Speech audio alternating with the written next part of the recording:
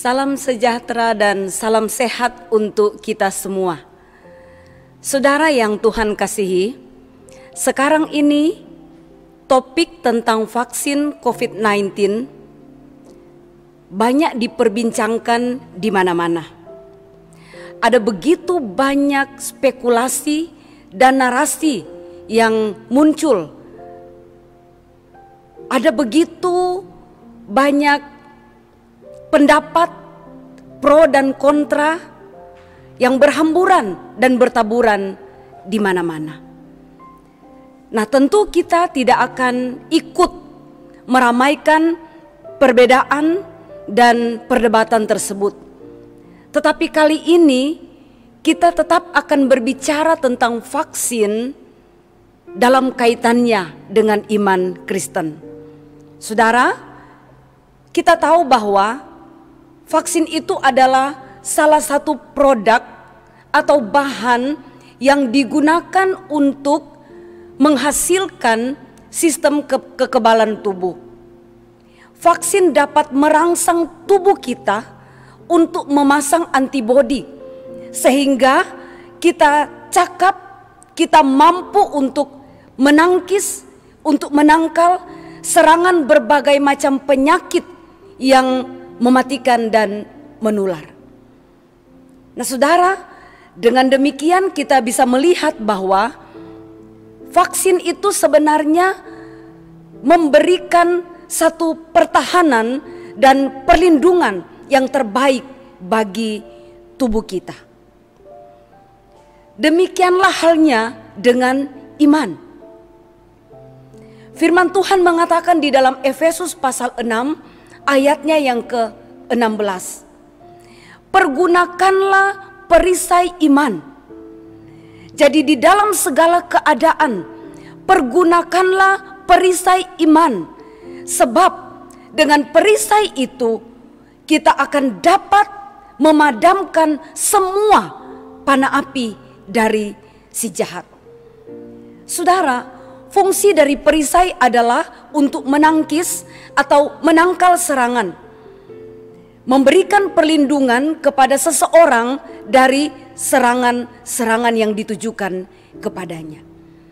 Nah, perisai iman, saudara, bukan hanya sekedar menangkis atau menangkal serangan panah-panah api dari si jahat, tetapi perisai iman juga sanggup untuk memadamkan setiap panah api yang dilancarkan oleh si jahat. Saudara, vaksin bagi tubuh berfungsi untuk melindungi, dan iman bagi kehidupan kita berfungsi untuk menangkis, untuk menangkal setiap serangan yang dilancarkan oleh si jahat. Nah, saudara, ketika iman kita sebagai perisai itu bisa menangkal, menangkis panah-panah api yang dilancarkan oleh si jahat, mungkin panah-panah api itu akan berhamburan di sekitar kita. Tetapi panah-panah itu tidak akan mampu membakar kita. Kenapa? Karena perisai iman sudah memadamkannya. Begitulah iman, saudara. Iman betul-betul sanggup menjadi perisai bagi saya dan saudara untuk menangkal, untuk menangkis, untuk menolak setiap serangan panah api dari si jahat. Saudara, menurut bahasa asli Alkitab, istilah panah api itu diartikan sebagai sesuatu yang dapat membakar hawa nafsu kita. Jadi saudara, ketika iblis dia mencoba untuk melancarkan serangan panah apinya kepada saya dan saudara, saudara tahu dia bermaksud untuk membakar kita di dalam hawa nafsu kita. Perhatikan Hawa.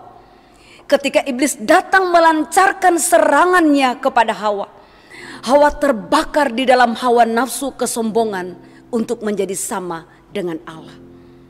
Daud terbakar di dalam hawa nafsu seksual. Saul, dia terbakar di dalam hawa nafsu kesombongan, dan keangkuhan hidup. Yudas terbakar di dalam hawa nafsu cinta uang dan cinta kenikmatan hidup.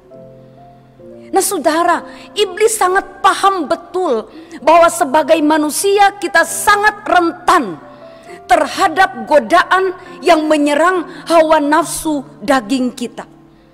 Sehingga setiap serangan yang dia tujukan kepada kita, sebenarnya dia sedang bermaksud untuk membakar kita di dalam hawa nafsu kita sendiri.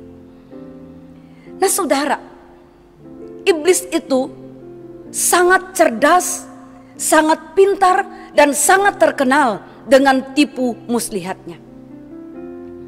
Setiap kali dia menyerang kita, dia akan menyerang dengan tipu muslihat. Begitu banyak tokoh-tokoh Alkitab yang terbakar di dalam hawa nafsu daging oleh karena si iblis menyerang dengan tipu muslihatnya. Ada begitu banyak pria dan wanita yang berhasil dibakar di dalam hawa nafsu mereka oleh karena tipu muslihat yang dilancarkan oleh si iblis. Dan pada masa sekarang ini, cara kerja iblis masih tetap sama. Dia menggunakan tipu daya, dia menggunakan tipu muslihat. Untuk apa? Untuk dapat menggoda kita, untuk dapat merayu kita. Dia akan menyerang hati dan pikiran kita. Dia akan memberikan tipuan-tipuan kepada pikiran dan kepada hati kita. Supaya apa? Supaya kita merasa kecewa dengan keadaan. Kemudian kita digoda untuk bersungut-sungut dengan keadaan kita dan berpikir bahwa Allah tidak mengasihi kita.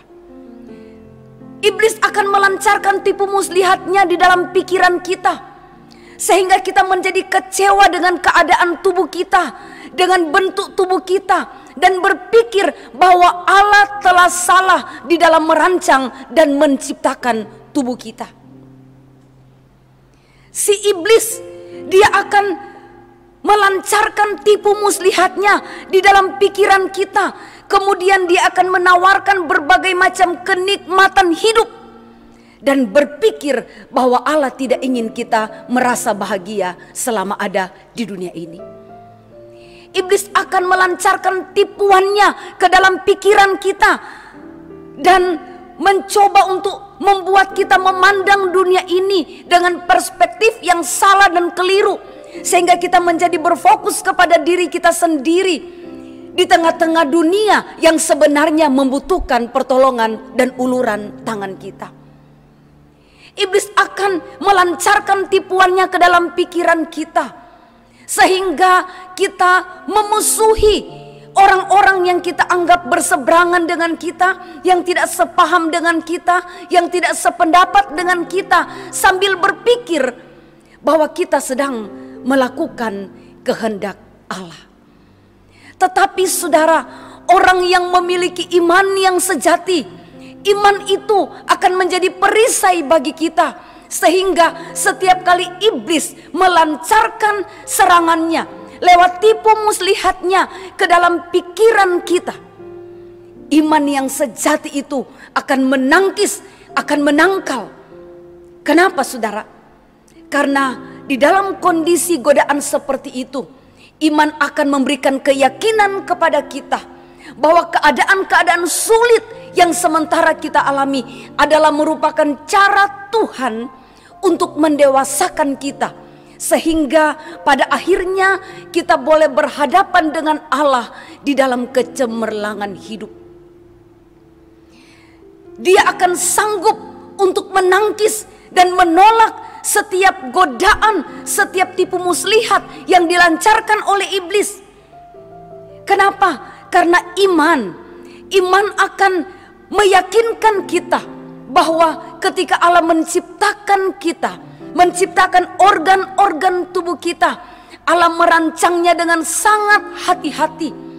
Allah merancangnya dengan begitu teliti, sehingga itu indah di dalam pandangan Allah, dan tidak ada yang salah dari bentuk tubuh kita.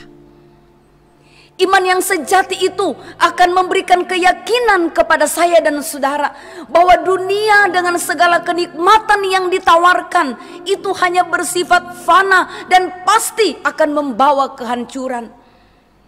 Dan Allah lebih ingin kita merasa bahagia dan mengalami kebahagiaan yang sejati di dalam kekekalan bersama dengan Dia. Iman yang sejati itu akan menolong kita, memberikan keyakinan kepada kita, sehingga kita mampu untuk memandang dunia ini dengan semua yang terjadi di dalamnya, sehingga kita tidak berfokus kepada diri kita sendiri, tetapi kita terdorong untuk mengulurkan tangan, menolong orang lain di tengah-tengah kondisi ini, dan percaya bahwa ada berkat pemeliharaan Tuhan bagi kita, sekalipun kita harus berbagi dengan orang lain. Ketika iblis melancarkan tipuannya ke dalam pikiran kita, maka iman akan menjadi perisai yang akan memberikan keyakinan kepada saya dan saudara bahwa perbedaan pendapat, bahwa tidak sejalan, sama sekali tidak menjadi alasan bagi saya dan saudara untuk memusuhi orang lain. Karena firman Tuhan berkata, kasihilah sesamamu seperti engkau mengasihi dirimu sendiri. Dan ada begitu banyak godaan dan serangan-serangan iblis yang akan dia taruh di dalam pikiran kita, yang akan menipu kita, sehingga pada akhirnya saya dan saudara tergoda untuk melakukan hal-hal yang bertentangan dengan kehendak Tuhan, hal-hal yang berdosa, yang menolak Allah, dan pada akhirnya akan menggiring kita kepada kematian yang mengerikan. Satu kematian yang lebih mengerikan daripada kematian akibat COVID-19. Karena kematian ini bersifat kekal selama-lamanya.